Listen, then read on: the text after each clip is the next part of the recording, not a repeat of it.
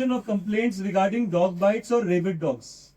कहीं पे किसी कुत्ते को रेबीज हो जाता है या किसी को काट लेता है वो, तो कौन अथॉरिटी है जो जिम्मेदार है वहां पे?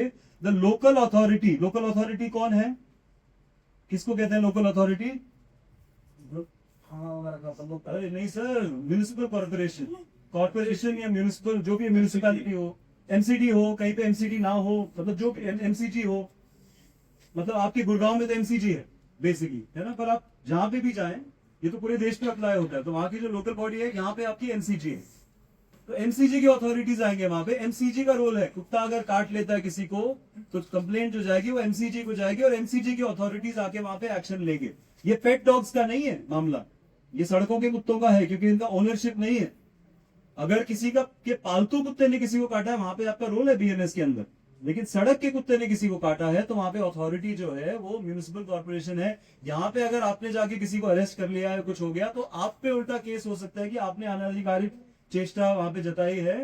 क्यों आपने वहां पे किया? जब आपके पास पावर्स है ही नहीं कुछ करने के, वहां पे आपकी अथॉरिटी है ही नहीं कुछ करने का.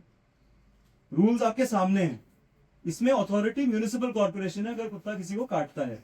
अब हम देखते हैं रूल 20 जो खाना खिलाने के लिए, फीडिंग ऑफ कम्युनिटी एनिमल्स.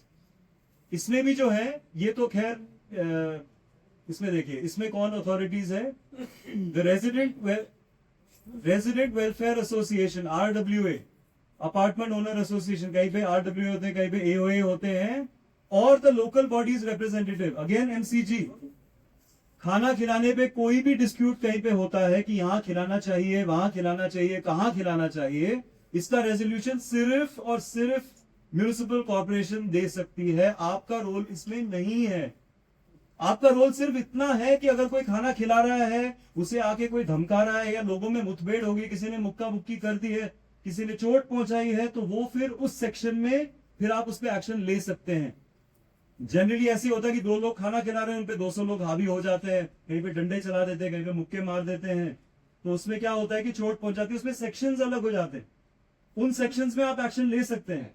लेकिन जो इंसान एक पशु को खाना खिला रहा है, उसने क्या, मतलब उसमें एक अपराध क्या है, सेक्शन क्या है? कुछ नहीं है. आपका कोई उसमें क्रिमिनल एक्ट नहीं है कोई. एक म्यूनिसिपल कॉर्पोरेशन का मामला है जो एमसीजी संभालेगी उसको. और इसमें मैं आपको ये समझा देता हूं कि पशुओं पे जो क्रूरता करते हैं, और जनरली ये जो लोग रोक रहे होते हैं ना इंसानों को, वो पशुओं को भी मारते हैं, डंडे मारते हैं, पत्थर मारते हैं, कई बार चोट पहुंचाते हैं, यही लोग पहुंचाते हैं. और कई बार हमारे पास ऐसे एविडेंसेस आते हैं जहां पे जो इंसान पशुओं को चोट पहुंचा रहा है, वही इंसान आगे चल के या उसी टाइम पे किसी कमजोर वर्ग के इंसान को पे शोषण करेगा, अपने घर पे जाके बाल बच्चों पे शोषण करेगा, किसी औरत पे शोषण करेगा. ये जो टेंडेंसी होती है ना लोगों की, किसी बेसहारा पे जुल्म करने का या उनपे वायलेंस करने का, ये जानवरों पे रुकता नहीं है. इसलिए जरूरी है कि इसको आप रिकॉग्नाइज करें. इसमें बहुत सारे रिसर्च पेपर सबमिट हो चुके हैं, बहुत सारे केसेस है. आपने केरला का वो जिशा मर्डर केस के बारे में सुना होगा, जहां पे एक लड़की का मर्डर हुआ था, और फिर पूछताछ के बाद ये पता चला था कि उसी इंसान पे पशु क्रूरता के कई मामले दर्ज हुए थे, लेकिन किसी ने सीरियसली लिया नहीं था. उस स्टेज पे उसे रोका नहीं गया, तो आगे चल के उसने एक इंसान का मर्डर किया. ऐसे बहुत सारे केसेस हैं. लास्ट ईयर एक बुलंदशहर में एक इंसान एक बकरी का रेप कर रहा था. किसी ने बोला अरे यार ठीक है, क्या है, बकरी तो है. आगे चल के कुछ महीने बाद उसी इंसान ने एक छोटी बच्ची के साथ रेप किया. तो ये जो लक्षण है, जो इंसान पशु के, आप और मैं तो ये नहीं करेंगे ना ऐसी हरकतें, तो कौन कर रहे हैं ऐसी हरकतें? किसी बेसहारा पशु पे अगर कोई अत्याचार कर रहा है, तो उसकी मानसिक जो विकृता है उसको समझना जरूरी है. उस स्टेज पे उसे रोकना जरूरी है, क्योंकि कानून आपको अधिकार देता है उस टाइम पे कुछ एक्शन लेने का.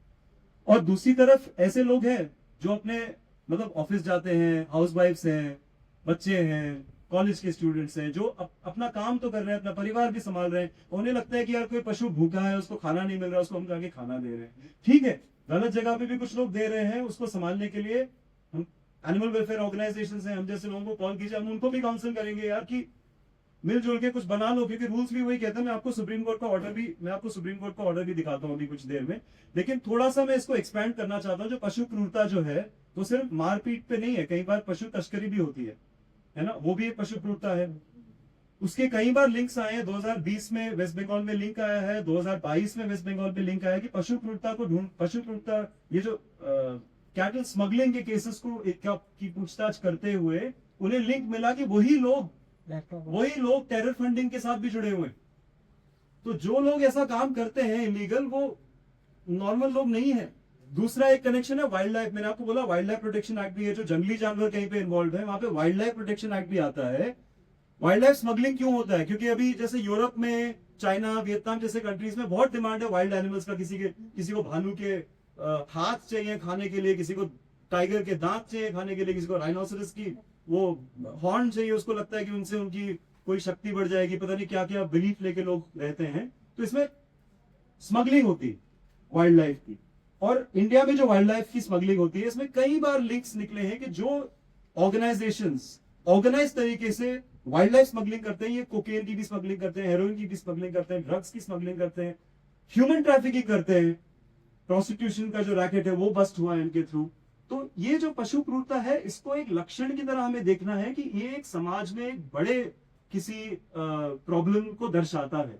तो इसे हम पशु क्रूरता समझ के अगर बस छोड़ दें कि यार पशु को ही मारा है, नहीं, ये एक मानसिक प्रॉब्लम है जिसे हमें रूट पे एड्रेस करना है। इनफैक्ट अगर आप कोई भी डेवलप्ड नेशन देखें, यूएस वगैरह में, वहां पे हर पशु क्रूरता के इंसिडेंट को मैप किया जाता है। आपके जो रिपोर्ट्स जाते हैं ना, क्रूअल्टी क्राइम के जो रिपोर्ट्स सबमिट होते हैं कमिश्नर ऑफिस में हर महीने, हर क्वार्टर में, वो कई डेवलप्ड कंट्रीज में पशु क्रूरता की भी रिपोर्ट सबमिट होते हैं। इनफैक्ट अभी हम सेंट्रल गवर्नमेंट के साथ काम कर रहे हैं कि ये भी हमारे भी देश में पशु क्रूरता रिपोर्ट होनी चाहिए, बिकॉज तभी पता चलेगा कि जो इंसान पशुओं पर क्रूरता कर रहा है वो आगे चल के क्या हो रहा है। उनका जो प्रोफाइल बनता है ना क्रिमिनल्स का, उसमें पशु क्रूरता आई एम श्योर कई सारे लोगों में होगा। दिल्ली में हाउस खास में 3-4 साल पहले हाउस खास में एक बंदा वो छुरी घोप रहा था कुछ पपीज को मेट्रो स्टेशन के बाहर सीढ़ियों पे बैठ के। उस पे किसी ने पंजीकृत किया एफआईआर। पूछताछ करते करते पता चला कि वो अपने घर में किसी लड़की को बांध के रख के उसके साथ अत्याचार कर रहा है। तो ये लक्षण है ना, ये कई बार हमारे सामने आए, तो इसको थोड़ा सा सीरियसली लीजिए आप। और इसमें कमिंग बैक टू दिस, तो मुठभेड़ जब होती है, जो लोग कानून के अपने हाथ में ले रहे हैं, उन पे आप एक्शन ले सकते हैं। लेकिन कानून में कहीं ये नहीं है कि कुत्ते को कहीं गलत जगह पे भी खाना खिला रहा है तो आपका रोल सिर्फ इतना है कि उनको काउंसिल कर सकते हैं, उन्हें बोल सकते हैं कि मैडम यहाँ पे इनको दिक्कत हो रही है, सर इनको यहाँ पे दिक्कत हो रही है, प्लीज कहीं और आप खिला दीजिए, देखिए। और अगर रेजोल्यूशन नहीं निकलता है तो एनिमल वेलफेयर ऑर्गेनाइजेशंस इन्वॉल्व हो सकते हैं। हमारे नंबर आप ले लीजिए, हम में से कोई आ जाएगा वहां पे, उन्हें काउंसिल करेंगे, उसका सोल्यूशन निकाल लेंगे।